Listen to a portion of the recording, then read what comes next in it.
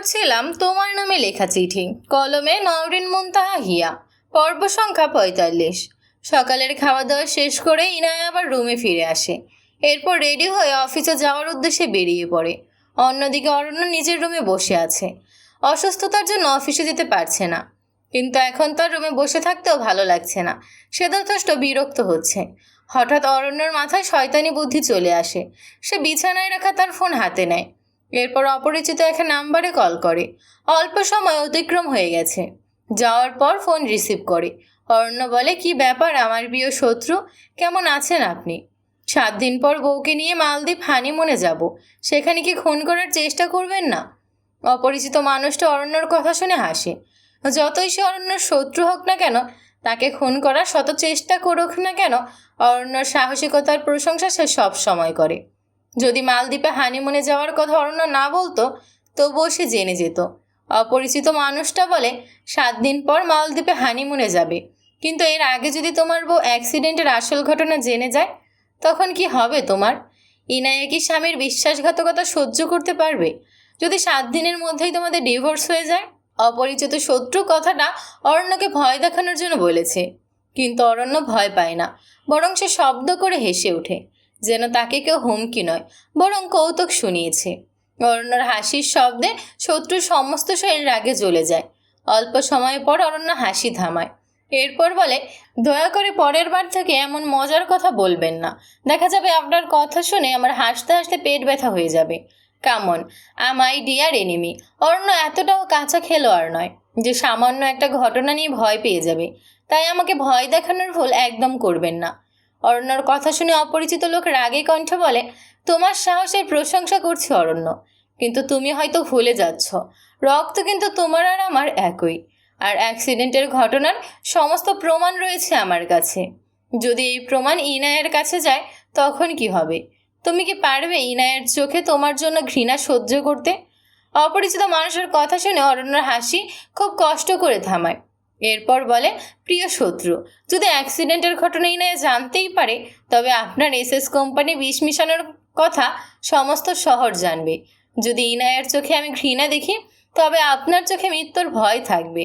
আর ইনায়া যদি আমায় ডিভোর্স দেয়, তবে আদালত আপনাকে ফাঁসি দেবে। আগন্তুক শত্রু ভুলে যাবেন, একই রক্ত কিন্তু আমার শরীরেও রয়েছে, আর আপনার সকল অপকর্মের প্রমাণ আমার কাছে আছে। So choice is yours. মৃত্যুবরণ করবেন না অ্যাক্সিডেন্টের ঘটনার সত্যি লুকিয়ে রাখবেন? আজ অরণ্যর কথায় আত্মবিশ্বাস রয়েছে, যা শত্রুর মনে ভয়ের সৃষ্টি করেছে। ফোনের অপর পাশে অবস্থান করা মানুষের বুকের ধুকপুক আওয়াজ অরণ্য শুনতে পাচ্ছে, যা শুনে অরণ্যর মুখে পৈশাচিক হাসি ফুটে ওঠে। যুদ্ধে অংশগ্রহণ করার আগেই যদি শত্রু হেরে যাওয়ার ভয় পায়, তবে তার চেয়ে আনন্দের বিষয় কি হতে পারে? আর যদি অ্যাক্সিডেন্টের সত্যিটা ইনায়ে জেনে যায়, তবে অরণ্য খুব ভালো করে জানে তার বউকে কি করে নিয়ন্ত্রণ করতে হবে। অভিনয় করায় অরণ্য এক নিখুঁত অভিনেতা, আর বর্তমানে ইনায়া অন্ধবিশ্বাস করে অরণ্যকে। হাজার তথ্য প্রমাণ যদি ইনায়ের সামনে থাকে, তবু ইনায়া অরণ্যকে চোখ বন্ধ করে বিশ্বাস করবে। অপরিচিত শত্রু মুখে রহস্যময় হাসি বজায় রেখে বলে, যদি ইনায়াকে তোমার সামনে খুন করি আমি, তখন তোমার এত জেদ আর অহংকার কোথায় থাকবে? তুমি ভীষণ স্বার্থপর অনন্য, শুধুমাত্র নিজের খেলার গুটি হিসেবে ইনায়াকে ব্যবহার করে গেলে। অপরিচিত কণ্ঠে ইনায়ের হত্যার কথা শুনে অরণ্যর প্রচুর রাগ হয়। অরণ্য বলে, সাহস থাকলে আমার বউয়ের শরীরে একটা আঁচড় কেটে দেখান। আর শুনুন, ইনায়া আমার খেলার গুটি না, বরং ও আমার ভালোবাসা। যদি ইনায়ের কিছু হয়, তবে ভুলে যাব আপনার সাথে আমার কোনো রক্তের সম্পর্ক রয়েছে। আমার ইনায়া যদি খুন হয়, তবে আপনার পরিবারের প্রতিটা সদস্যর কবর খুঁড়ব আমি। প্রতিটা লাশকে এমন করে খুন করব যে রাস্তার কুকুর অবধি ভয়ে 10 হাত দূরে চলে যাবে। অপরিচিত মানুষটা বলে, এত ভালোবাসি ইনায়াকে, তবে তো ওকে খুন করতেই হয়। তোমার বিয়ের অনুষ্ঠানে কোনো গিফট দেওয়া হয়নি, কিন্তু হানিমুনে ইনায়ার লাশ উপহার দেব তোমাকে আমি।